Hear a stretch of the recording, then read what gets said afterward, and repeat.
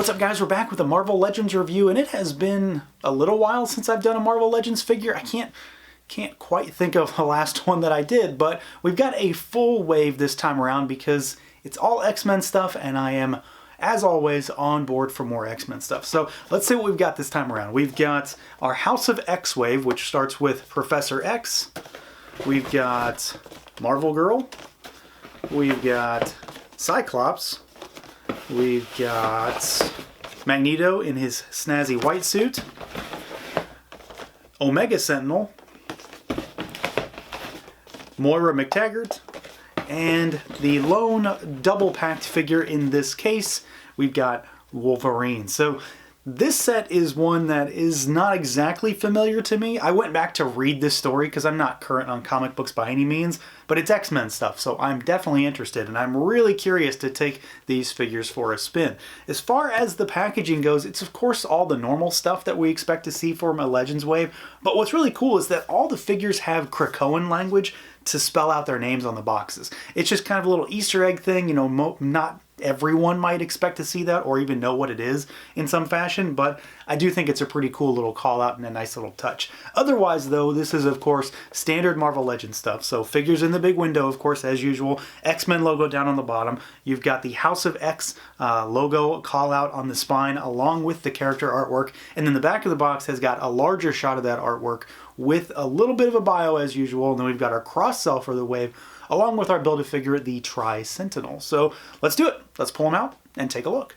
So we're going to start with Wolverine. So this is the only figure in the wave that is double packed as far as case assortments go, and he's also the figure that doesn't come with a Build-A-Figure piece. So you're just going to get your new Wolverine. And like I said, you know, I have read this story, but I'm not up to date on Wolverine as a character. So this particular version doesn't really hold a lot of sentimentality or nostalgia for me. But it's still Wolverine, and he's always going to be my favorite. So I'm really excited about this figure because it is essentially X-Force Wolverine done up in a more classic brown suit style of color scheme with a couple new head sculpts. So if you're familiar with a Wolverine figure, you basically know what's going on here.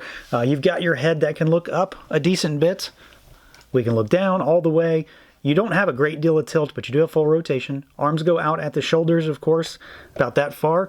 We've got our butterfly joint there, bicep swivel, double jointed elbows. He's got these gloves, so he really only goes about 90 degrees though.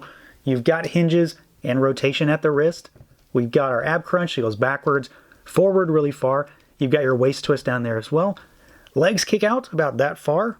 They kick forward 90 degrees, about all the way. Kick backwards a good bit. You've got your thigh cut, double jointed knees, and then you've got your standard rocker and hinge situation down at the ankles. He does have the boots with like the clasps over top of them, so they do kind of limit the forward / upward hinge on the ankle because they sort of lock in place once you sort of kick it up forward. But he does move around about as much as you would expect. There's really no surprises here. It's a Wolverine figure. It's very X-Force Wolverine in terms of construction. If you like that figure, if you've messed with that figure, you know what you've got going into this one. Aesthetically, this Wolverine is really nice as well, because like I said, he is very much built in a number of ways like the X-Force Wolverine in terms of some of his parts, like the boots that he's got down there. But he does have a more classic while being slightly updated look, because it's not your straight, you know, brown suit Wolverine. This is that style, but just modernized a little bit. And I do actually really like it. It's a good looking figure. For the most part, it's a what you see is what you get kind of a deal though. He has some gloves, he's got some boots, he has a mix of brown and yellow parts. There is the exposed arm situation here, and he does have paint. So the actual flesh tone on his forearms is painted. It's not the greatest, it's kind of cakey. It doesn't necessarily match the molded plastic flesh tone that they've got here. It's pretty close, you know, unless you're really scrutinizing it, you're probably not going to worry about it. He does have the arm hair that's sort of, I don't know, sort of haphazardly thrown on there. I like it. It is what it is. It's a very quick sort of printing of arm hair. It works from afar. Up close, it definitely doesn't really look like hair, though.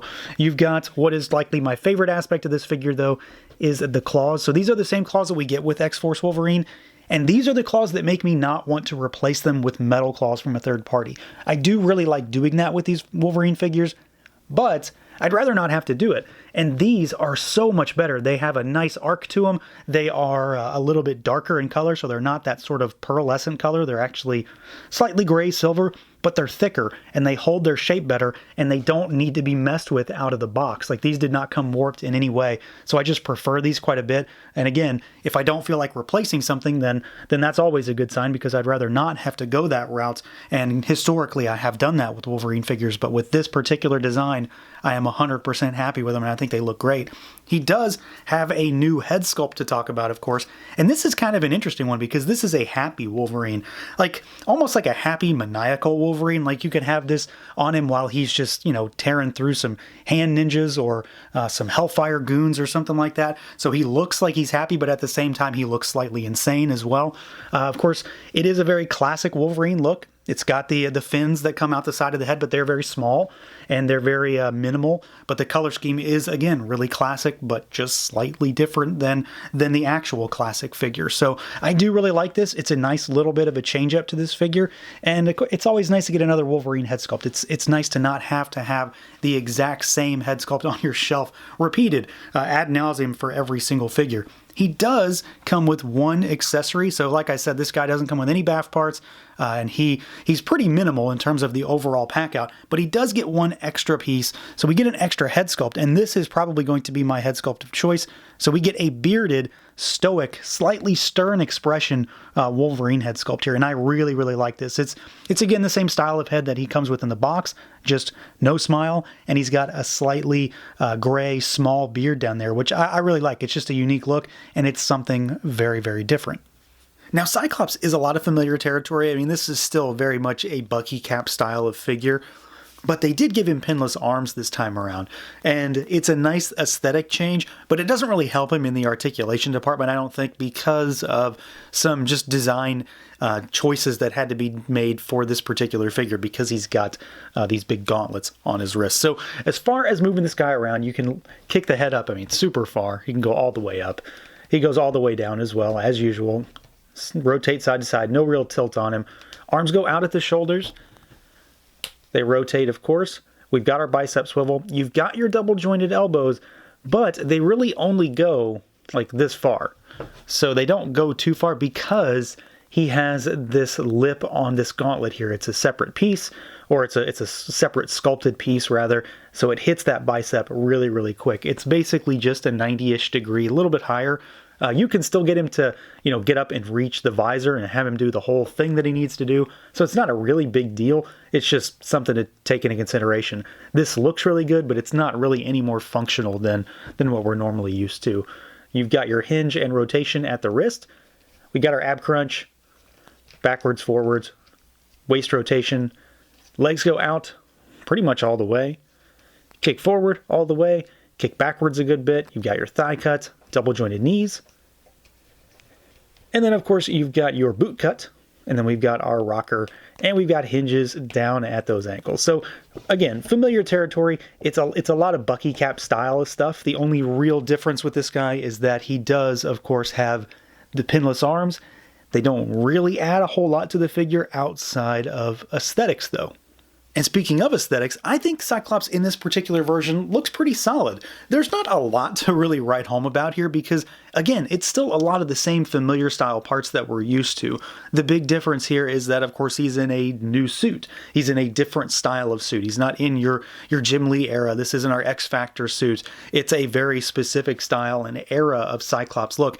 It still works. I mean, this definitely looks like something that Slim would throw himself in, but it looks pretty good here, even though, again, I don't really have any attachment to it. I don't really care for the gauntlets from an action figure perspective because, again, it does limit the range on those arms, but they do look good, and they add a little bit just to break up the figure, so he's not just in a big spandex suit, kind of like the little pouches and the little bangles that he wore in the Jim Lee era did, just to break it up just a little bit, to have a little bit something extra rather than it just be the suit. The suit in general, I mean, it's just painted on stripes, but it looks pretty good. For the most part, I don't have any issues with like fading or any of the fuzzy lines. Like I haven't really noticed that in a while when it comes to Legends, and this guy is pretty much devoid of it. I do really like the belt. The pouches are sculpted really nicely. The little rivets are painted well, and the X logo is nice.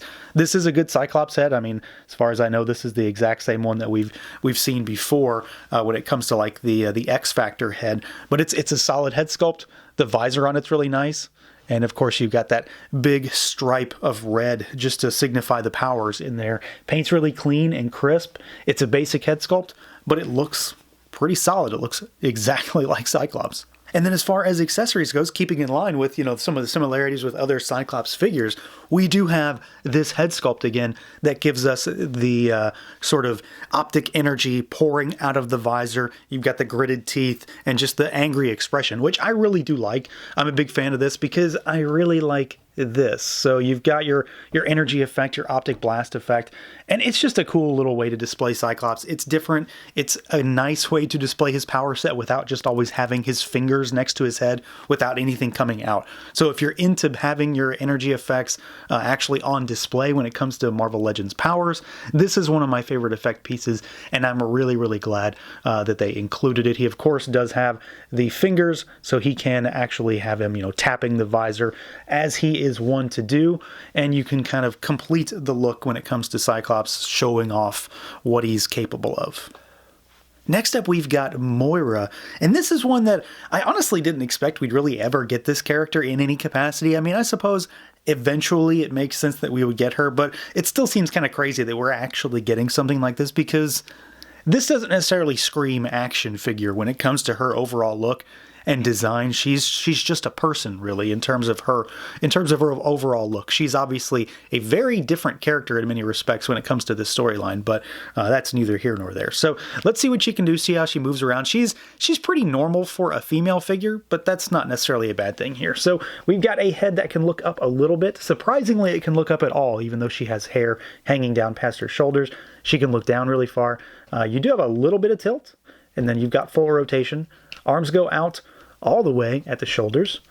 They rotate, of course. You've got a rotating single jointed elbow, but it's one of those sort of like a little bit more deeper cuts, so she can go a little bit higher than 90. You've got your hinges and rotation at the wrist, and then she's got a diaphragm cut. She has a jacket on right now, obviously, so that does get in the way.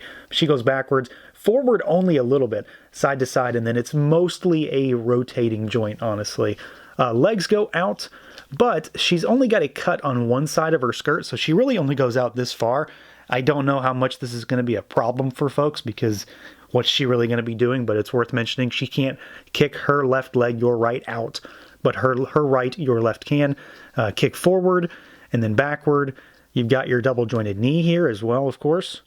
And then we've got your rocker, and we've got hinges down at those ankles, and she does have heels. So you're going to have to actually make sure you've got her posed correctly, although I haven't really had too many issues posing her. And usually I have a problem with heeled Legends women, but in this instance, it's all right. So she has a decent amount of articulation. The arms are pretty good. That's really her biggest selling point, I think. But she is kind of locked down because of that skirt. But like I said, I'm not so sure that truly matters within the confines of this character. And in that same vein, she's kind of the least appealing visually too. And that's not necessarily a knock on the figure because this is a kind of stacked wave when it comes to visually different and visually appealing figures, because there's a lot of weird designs when it comes to the House of X stuff, a lot of classic inspiration in some instances, and a lot of more modern things. Moira is, I mean, let's be honest, she's a woman in a lab coat right now, and it's fine. Again, I'm just not so sure she's the most visually appealing, but that's not necessarily a bad thing. It's just a apples to oranges type of comparison. She does, however, look pretty good. There's not a great deal of paint on this figure. She is mostly cast plastic from her shirt to her skirt to the jacket to her arms to her hands, the legs. The feet are painted. You've got that down there, and it's decent. It seems a little cakey, and it doesn't necessarily match the skin tone of the legs, but the overall figure I mean, proportionally, she looks pretty good. I'm overall happy with the way she is built and constructed, and it looks like her out of this instance of Marvel. So this particular era, this particular storyline, I very much remember her looking like this. And then, of course, like we'll talk about, she does come with a number of options to actually reconfigure her design entirely. So it's a pretty cool figure in that regard. And then you've got her topped off with a pretty decent head sculpt as well. Hair is nicely done. The glasses are a separate piece that sort of sit there. I think they're actually sort of pegged into the head a little bit, but they do look good. The eyes are clean and crisp, and then the lips are nicely painted as well. So again, not the most visually striking figure, I imagine, but at the same time, it represents the character in this version of her pretty well. Accessories is likely the high point for this particular figure, though, all things considered, because she does come with a lot of stuff, and it's all meant to completely transform her look into something a little bit less, sort of lab technician styling. So you've got a separate head sculpt, you've got the kerchief that hangs around her neck, you've got swappable arms, and then we've got this the book here as well. So the head sculpt is, I mean, it's very similar, but of course it doesn't have the glasses. She has the cap on her this time that is affixed to the head. And then of course, it's just a little bit more casual look. So it's an entirely different portrait really when you've got things removed and added. She's very similar while at the same time still being quite unique. The kerchief is a unique piece, so you remove that if you don't want to use it, or you can just pop it around her neck. And then the arms, I mean, they just pop right out of the socket. So it's very Build-A-Figure-esque when it comes to the construction there. So you've got two arms that match the shirt, and then she's got the sort of splayed finger hand, and you've got a gripping hand over here to hold her book. So I do like all the options here in terms of just the fact that they did give you all this stuff that you can do with this particular figure. So if you don't like the sort of scientist type of approach for Moira, you've got the option to have her, kind of going out on the town or whatever you're going to do. But she does have two distinct looks and a whole bunch of stuff in this box. Now, Professor X is kind of a weird one because this is not what most folks think of when they think of Professor X. You think of a man that's in a wheelchair of some kind.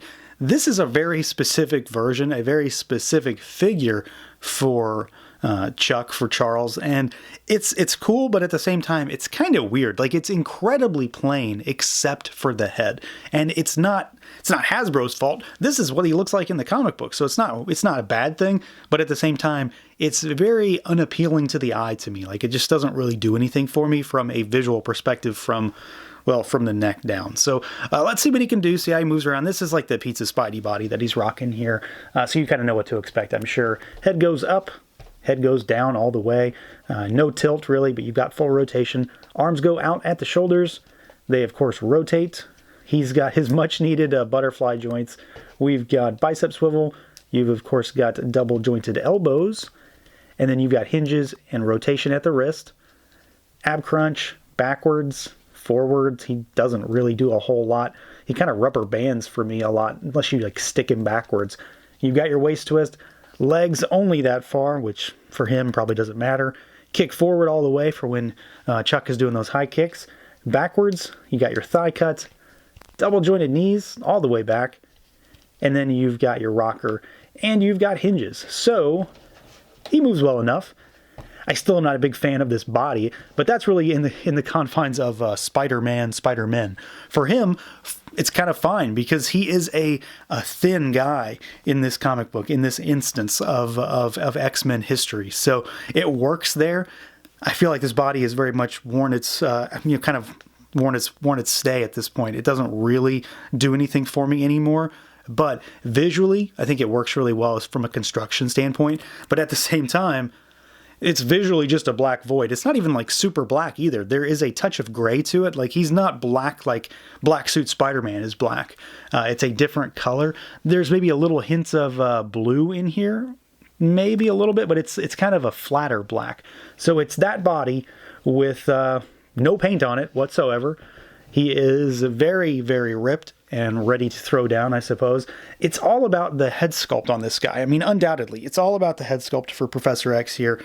And it's a cool head sculpt. I really like this, you know, the Cerebro kind of thing atop his head. And it's visually appealing. Where the body is very plain and, to me, very boring, the head sculpt does save this figure a little bit. I mean, obviously, he looks the way he looks in the comic books, and Hasbro did a good job of translating that into plastic.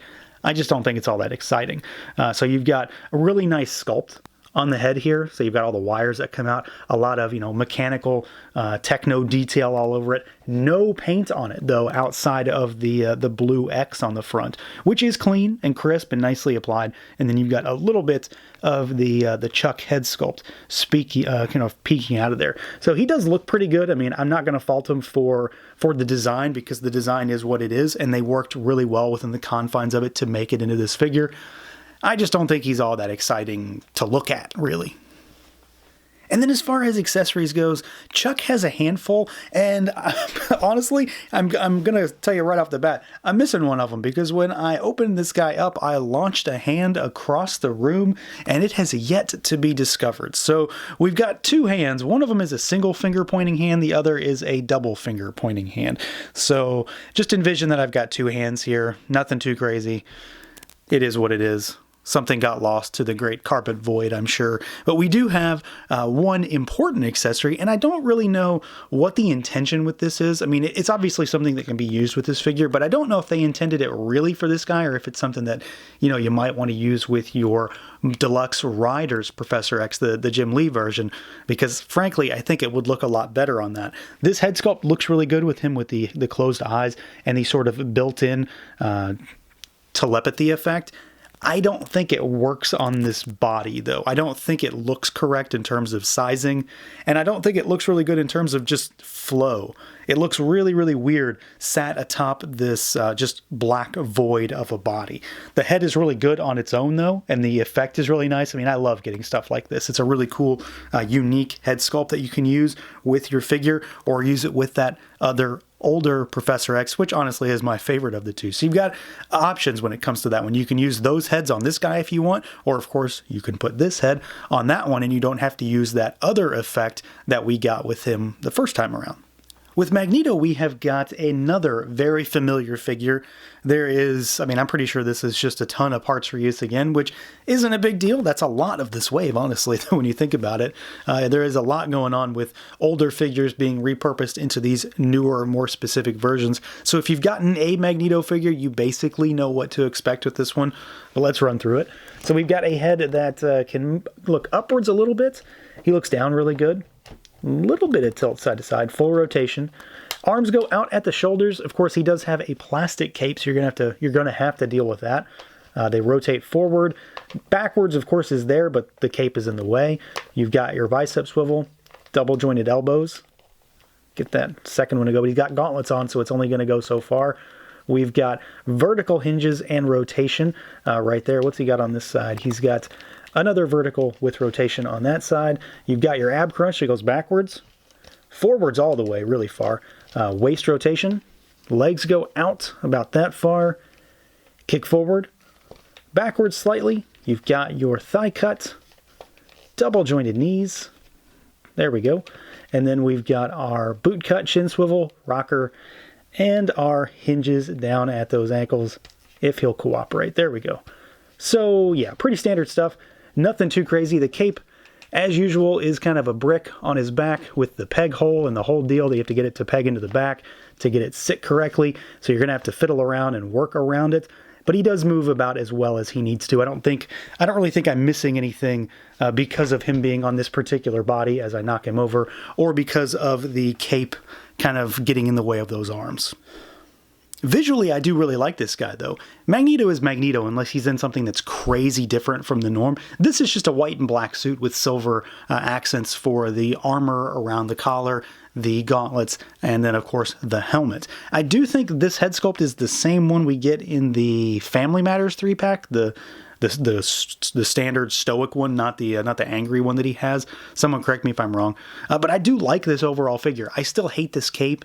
I don't really care for this at all. Mostly it's the peg in the back. I still feel like it's too long, and it's also too big. It doesn't fit into the hole very well back there. So I always seem to have trouble getting that to actually sit correctly. It's cooperating now, of course, but generally speaking, I'm not a big fan of it. Of course, it does cause posing issues with your figure, so you do have to work around it. But I like the way it drapes over his shoulders. I like the overall flare to it from just a positioning standpoint, so it looks all right. The paint on the figure is pretty well done. I don't really have any issues with slop or mess or anything like that, despite the fact that we're talking about black on white. It's very clean and crisp. The silver accents are all really well done. The X for the belt is really well done as well. And I just do like the color scheme. I like the white accents on the silver. I like the silver on the white. And then, of course, I like the little bit of black that we get.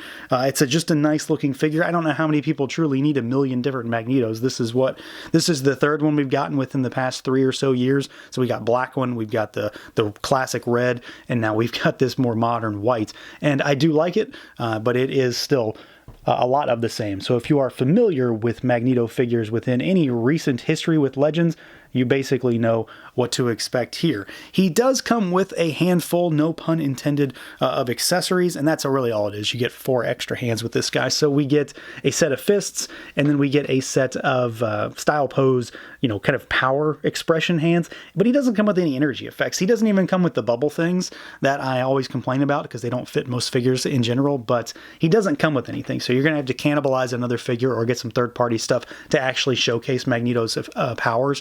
I really do wish that instead of the fists, or instead of the gripping hands he comes with, rather, because he has nothing to grip either, that he came with some energy effects in place of one of the 3 sets of hands that are in this box. This figure right here is probably the one that I was most interested in this entire wave, just from a pure toy perspective, because it's a character that I'm not all that familiar with, at least not in a general sense compared to all these other characters that are in this roster, because, she is kind of the odd one out in terms of most familiar with most folks, I would imagine. Not to speak too generally, but I think I'm probably pretty sure of that. So we've got our Omega Sentinel, and it's a striking figure visually. It's a completely pinless figure, and I mean, it's just a cool looking design, frankly, and it's par for the course for the most part with female Legends, but at the same time, it might move a little bit better than you would expect. So we've got a head sculpt that can look really, really far up, and like literally all the way down. You don't have much tilt, but there is a slight bit, and then you've got full rotation. Arms go out at the shoulders, so the armor will go up over the shoulder to help with that movement. You've got full, swivel there. We've got a elbow rotation, no bicep swivel. And then she's got single joints, but they are deep enough that she gets slightly above 90. You've got your hinges and rotation at the wrist. She's got a diaphragm cut, and it's cut well enough that it goes over top of this piece here, which is actually a sculpted little design piece that actually pops out over top of the torso. So she goes over it, which is really nice. Tilt side to side, backwards, forwards, of course, rotation. Legs go out about that far. They kick forward all the way. They do kick backwards a little bit. You've got your thigh cut. We've got double jointed knees. They are, again, fully pinless, which look fantastic.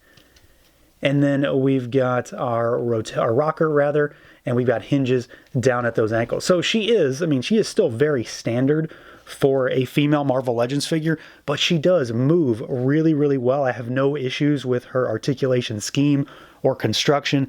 Torso moves really well. Elbows have good range. And of course, a fully pinless figure is just going to do it for me right now.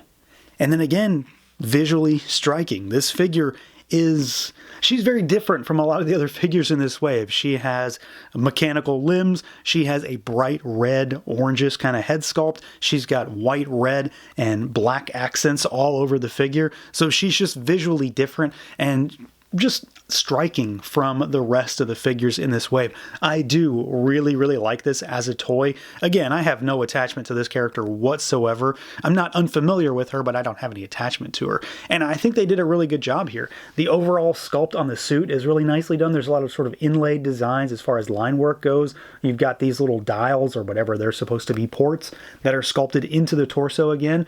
You've got all this piping line work down here, because all of these lines are actually sculpted as well. well. So you've got little details like that. The blacks are pretty clean and crisp for the most part. The reds are nicely saturated. You know, there's even a lot of design work on the back of the figure, which isn't always the case with a lot of Legends figures. The arms are, of course, really well done.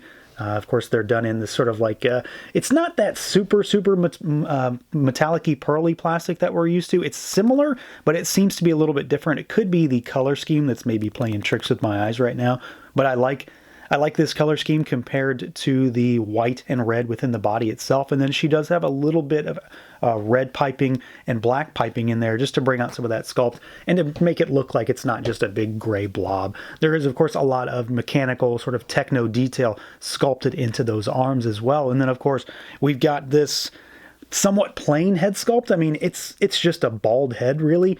But it's got a nice expression on it. She's got this very kind of devious look, kind of like a smirk, almost sort of like an evil grin going. And then you've got these white lines that run down the side and then that wrap around the entire head.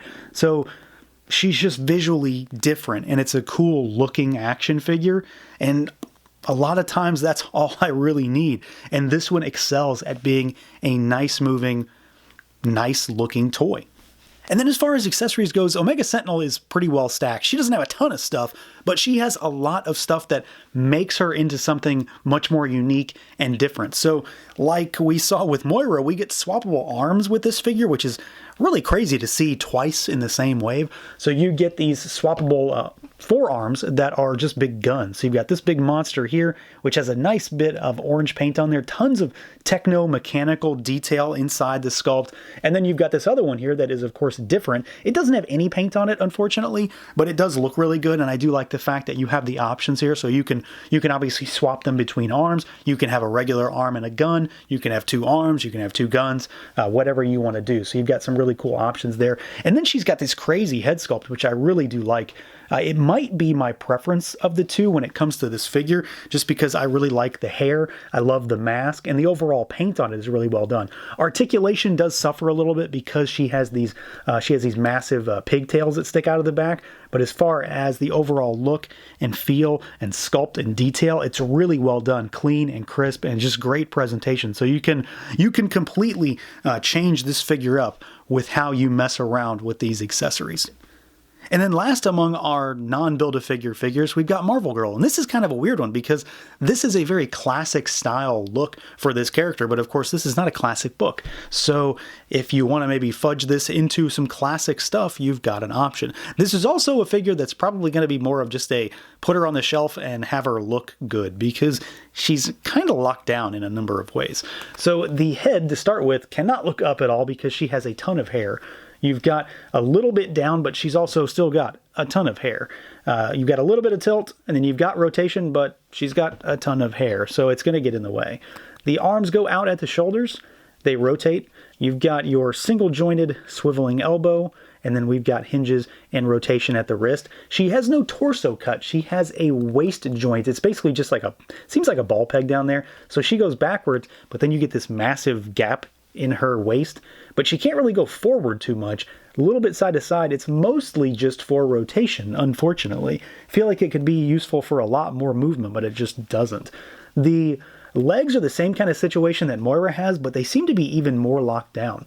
She cannot really do much more than like this outside. It doesn't really do a whole lot of anything without feeling like I'm going to rip the plastic. And then her left leg, your right, really can't do anything. She cannot go forward or backward either. And on this side, she can only do a little bit more. There is a thigh cut up there.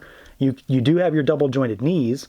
And then we've got our rocker and we've got hinges down at those ankles. She does also have heels, so you're going to have to pay attention to those. It's not usually a big deal, but at the same time, it can pose balancing issues. So she has articulation, but she doesn't seem to be tremendously functional. I do think this figure is probably more geared towards the aesthetics and the visuals because she does kind of fill a really weird niche. She can be kind of classic, but she can also be kind of modern with this particular instance of X-Men. So you can kind of fit her into different eras, I suppose, if you want to. Colors are really well done. Everything's super saturated and really bright. I love the greens on this suit, on the dress. I think it's really well done. She, however, though, is still kind of just... she's not really visually striking. This is the same kind of thing that I have with Professor X, with Charles, because she's just a lady in a dress, really, and some of her other features don't really do anything to elevate this figure for me. The boots, it's another instance where they're just painted on the legs, and I'm at the point where I really don't like that anymore. I mean, it's never been great, but at the same time, in this instance, like, it doesn't help the figure either, so it basically just sort of is a paint stripe down her, which I'm not a big fan of anymore. The head sculpt looks really good, but she looks either sad or tired. I don't care for the expression, or rather lack thereof on this one. She looks like she could be, I don't know, at least maybe slightly happy, or a little bit maybe angry in some instances would be nice too. Hair is really well done. The mask is really well done also. The eyebrows and the eyes are all clean and crisp and really well applied. So there are a lot of little things about this figure that I really like, but there are a lot of little things about this figure that just kind of rub me the wrong way, that I don't really care for when it comes to how they're implemented and just what she's going to do. Because again, she's probably just going to be standing on a shelf in a very basic, almost non-pose, doing probably nothing. And then as far as accessories goes, she is also kind of missing the things that I'd like her to have. She doesn't have any kind of energy effect or projection effect to elevate this figure. That would have made things a little bit more exciting. She does have the standard female splayed finger hands, which work really well for this character. So you've got those for Jean, for Marvel Girl. And then she does have one of my favorite accessories in this entire wave. She does have a Krakoan flower. So that's really cool. So of course this is what they use to sort of teleport or whatever all over the place. So I do really like this. It's a cool sculpt. It's very unique. It comes in its own little kind of orb pot. So it's nicely done, nicely painted, really well sculpted.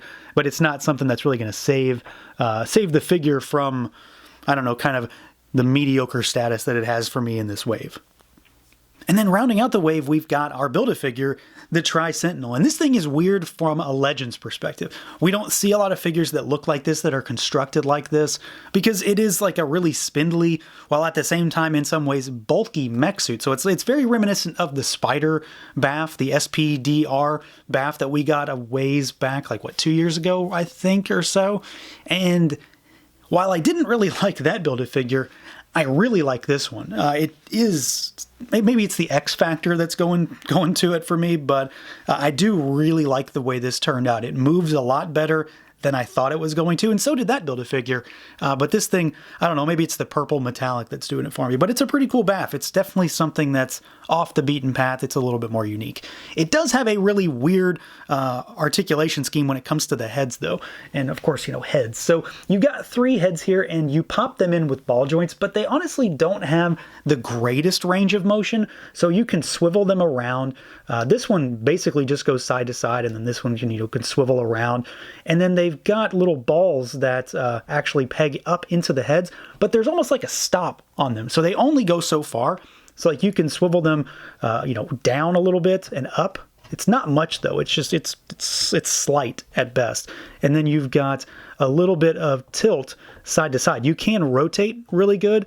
Let me just take one of them off. So you can actually rotate it all the way around, and then you can kind of twist it side to side like this to give it some tilt action.